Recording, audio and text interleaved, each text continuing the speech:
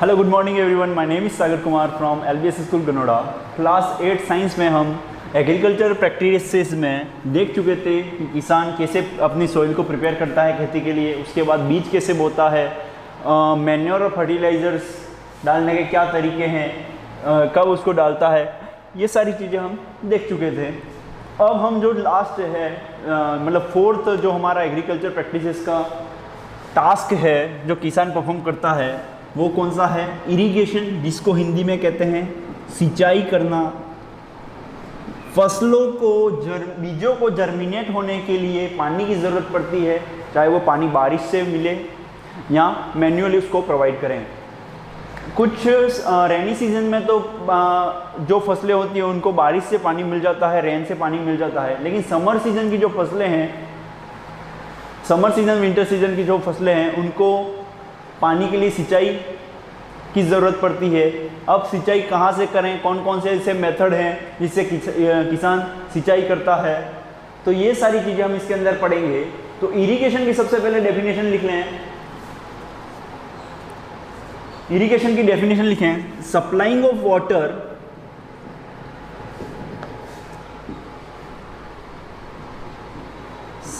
Of water to the crop plants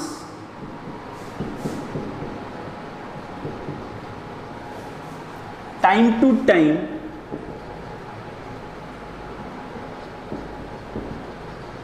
by water sources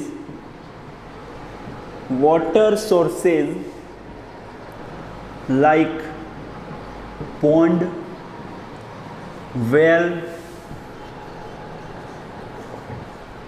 river, lake,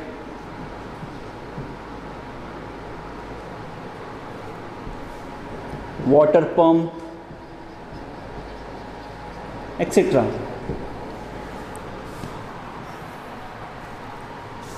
फसलों को, जो फसलें हैं उनको टाइम टू टाइम पानी प्रोवाइड करना वाटर रिसोर्सेज के द्वारा, ठीक है। उसमें कुछ मेथड लगाएंगे कि किस किस मेथड से पानी उन वाटर सोर्सेज से खेतों तक पहुंचाया जाता है, ठीक है। तो ये सप्लाइंग ऑफ वाटर क्या कहलाता है? इरिगेशन कहलाता है, सिंचाई करना कहलाता है। इसके अंदर और लिखें method of irrigation. Method of irrigation जल्दी से लिखें, क्या मेथड हैं सिंचाई करने के?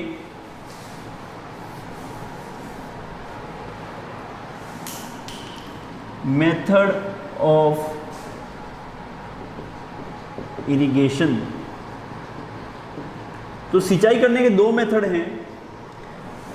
ट्रेडिशनल मतलब पारंपरिक जो मेथड है, पुराने जो मेथड हैं उनको ट्रेडिशनल मेथड बोला जाता है, और मॉडर्न मेथड हैं, मॉडर्न टेक्निक से कुछ, ठीक है। तो ट्रेडिशनल मेथड में आपको नाम याद कर लेने हैं,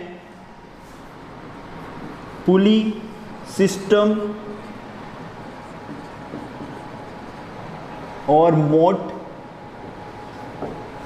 दूसरा चेन पंप। तीसरा राहत। फोर्थ जो है वो है डेकली।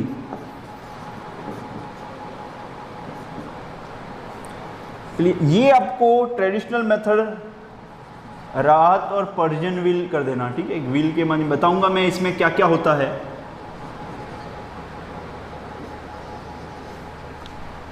ये आपको नाम याद कर लेने हैं, एग्जाम में पूछ लेता है what are the traditional method of irrigation, name any 4 या 5, ठीक है। तो पुली, चेन पंप, राहत, डेकली। सॉरी। मॉडर्न मेथड कौन कौन से हैं? स्प्रिंकलर सिस्टम, जिसको फव्वारा विधि बोलते हैं, फव्वारे के द्वारा।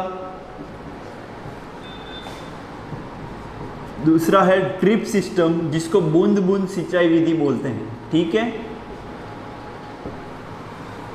तो आपको दोनों याद करने हैं, इसके सिर्फ नाम याद करने हैं, इसको डिटेल में याद करना है। क्लियर है?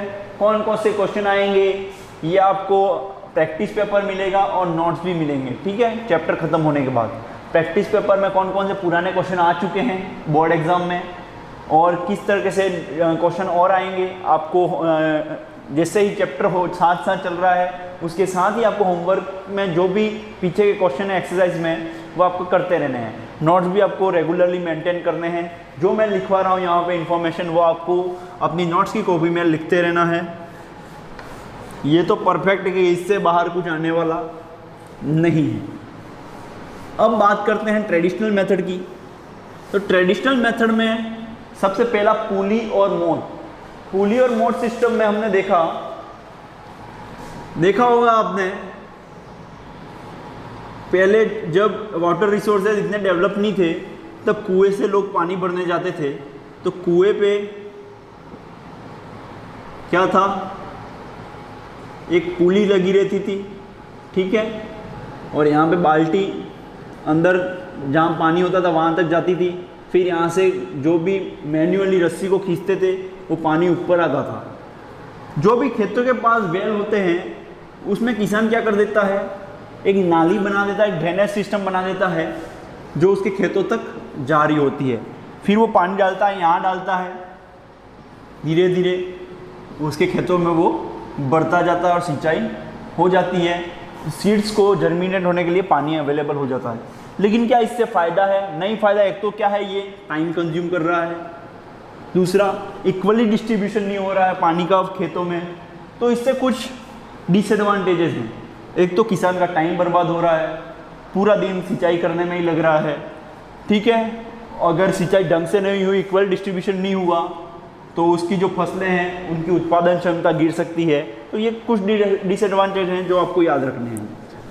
दूसरी बात करें राहत और मोट में भी ऐसा है, पुली सिस्टम लगा है और पानी खींचता है। अब हम बात करते हैं चेन पंप।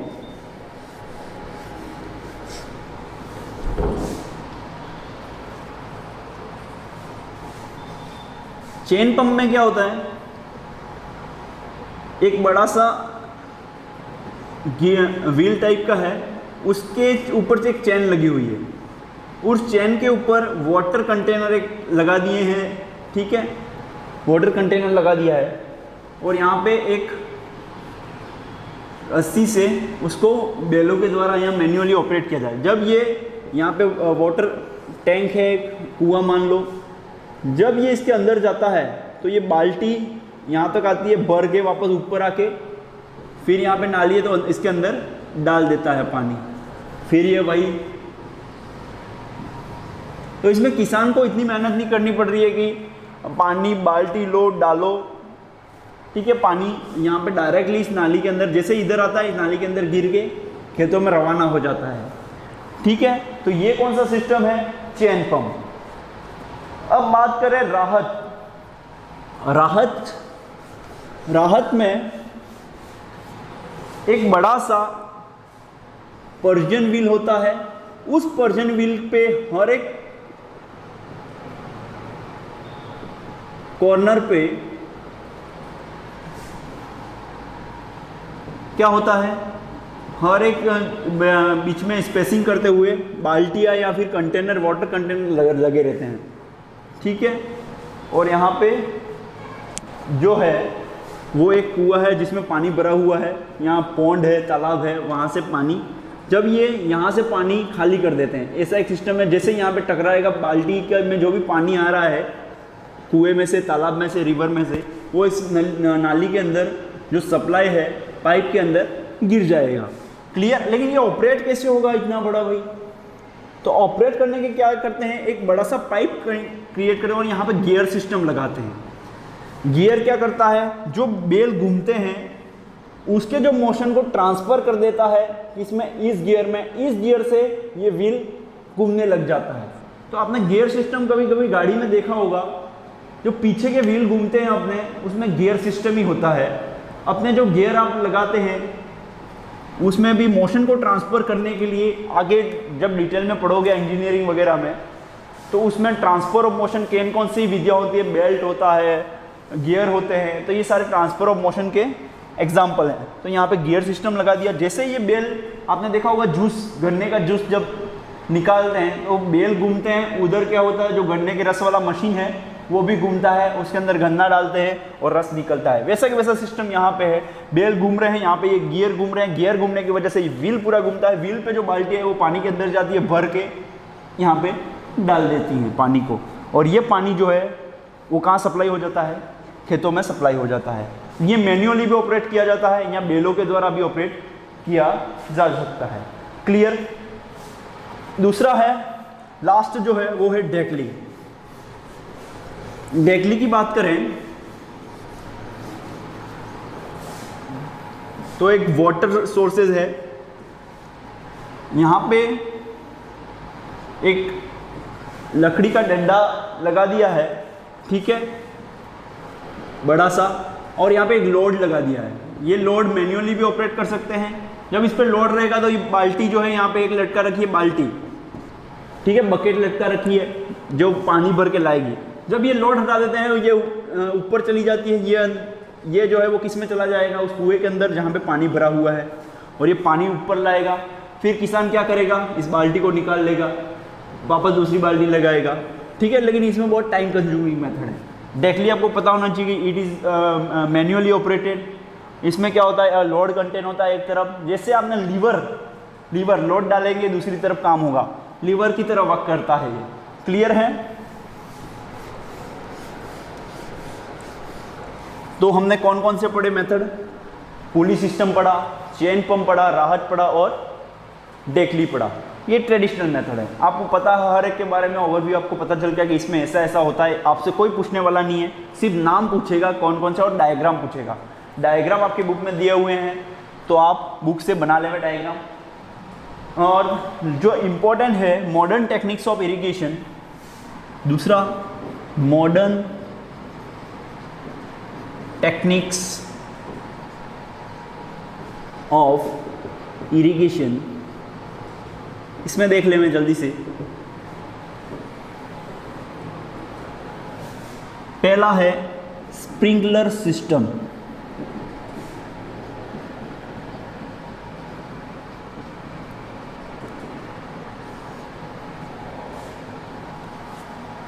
आजकल किसान क्या करता है, अपने यहाँ पे स्प्रिंकलर सिस्टम और ड्रिप सिस्टम नहीं चलते। अपने यहाँ पे क्या होता है, एक पॉन्ड पे वाटर पंप लगा दिए जाते हैं जिसको डंकी बोलते हैं अपन, वो डंकी लगा दी जाती है जो पानी को एक जगह से खींच के दूसरी जगह में, वाटर पंप होते हैं वो, ठीक है, खेतों में प्रोवाइड कर दिया जाता है। जो बड़ी एक नली सी पाइप लगा दिया जाता है खेतों के अंदर, तो यहाँ पे ऐसा चलता है।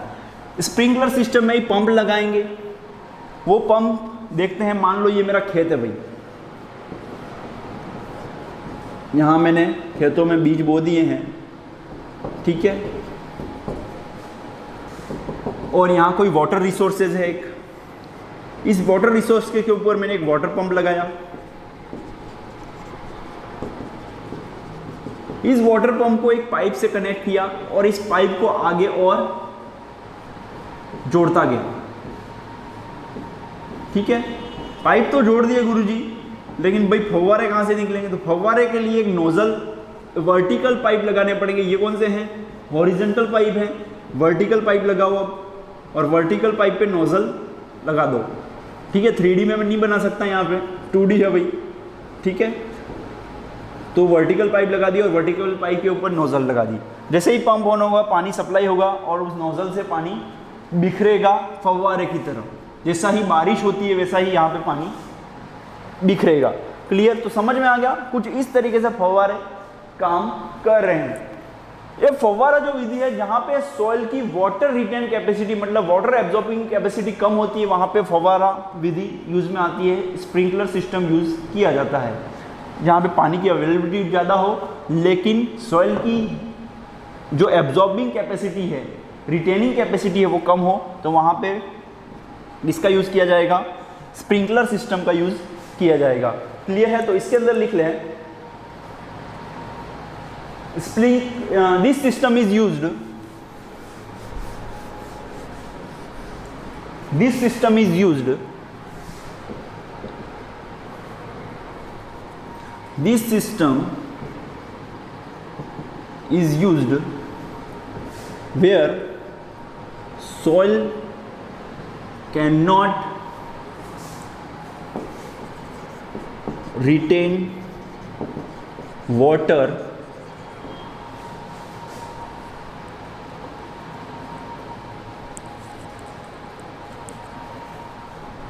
in this system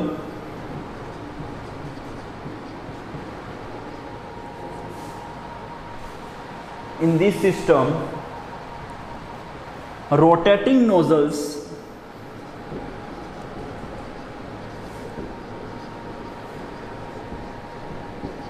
are attached to the vertical pipes या perpendicular pipes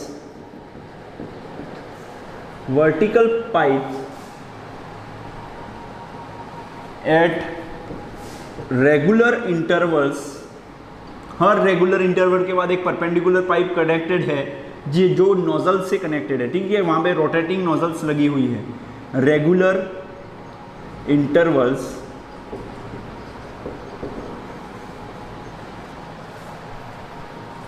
this system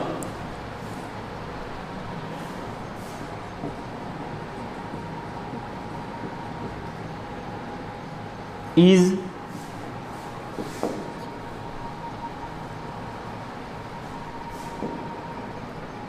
useful for where water is not sufficient, जहाँ सफिशिएंट वाटर नहीं अवेलेबल है वहाँ से भी फव्वारा विधि की जा सकती है। इससे पानी का थोड़ा वेस्टेज कम हो जाएगा। जहाँ अपन करते हैं यहाँ पे पानी बहुत है तो डायरेक्टली वाटर पंप को पाइप से कनेक्ट करके कोई नोजल सिस्टम नहीं होता है, सीधा ही पानी को खेतों में पहुंचा दिया जाता है।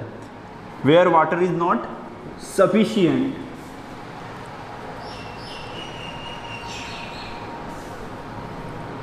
Water provide in this system, water provide to the crops like raining, जैसे बारिश होती है वैसे ही वाटर प्रोवाइड कर दिया जाता है। क्लियर है?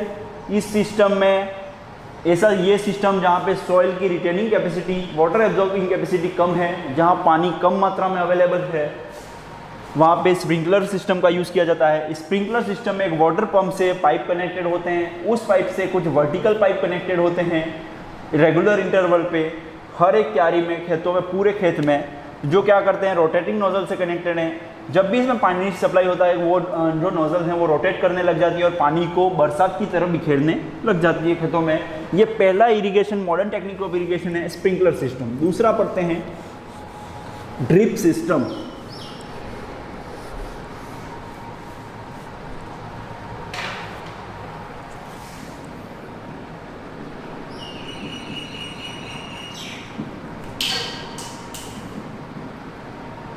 ड्रिप सिस्टम, इस सिस्टम के अंदर बहुत ही सस्ता और सुंदर मेथड है ये। इसमें पानी बूंद बूंद से हर एक जो फसल है उसकी डायरेक्टली जड़ों में जाता है और बूंद बूंद सिंचाई होती है, ठीक है, जिसमें पानी का वेस्टेज बहुत ही कम हो जाता है।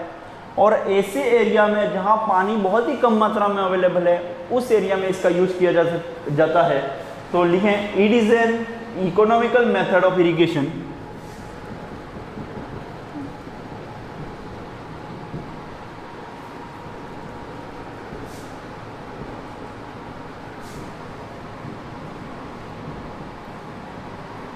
it is an economical method of irrigation. It provides water to the roots of the plant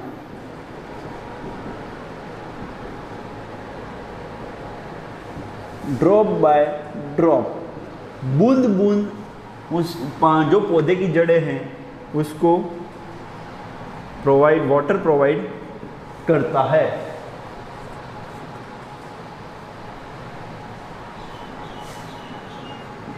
this system is useful where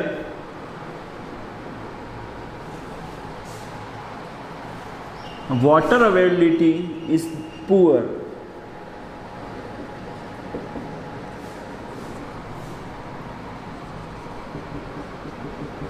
water availability is poor. ये सिस्टम जो है वो वहाँ यूज़ किया जाता है जहाँ पर पानी की मात्रा कम है, वाटर रिसोर्सेज कम है। In this system water is not wasted. तो ये दोनों सिस्टम आपको अच्छे से याद कर लेने हैं डिटेल में। अब इसमें क्या होगा, डायग्राम के द्वारा देख लेते हैं।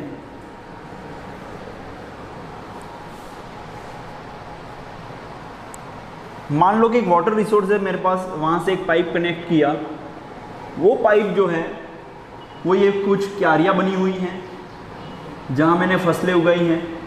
उसके जस्ट ऊपर ही पाइप कनेक्टेड हैं जो मेन पाइप से कनेक्टेड हैं, और यहाँ पे बूंद बूंद सिंचाई करने के लिए कुछ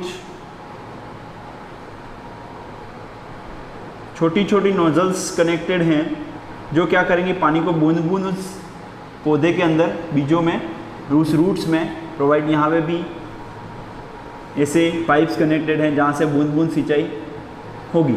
तो मान लो कि मैं एक पाइप लगा देता हूँ ऐसे, और यहाँ छेद कर देता हूँ छोटे छोटे, और उसको खेतों एक क्यारी में रख देता हूँ। तो यहाँ पे क्या होगा, बूंद बूंद पानी गिरता जाएगा डायरेक्टली उस पौधे की जड़ों में। क्लियर है?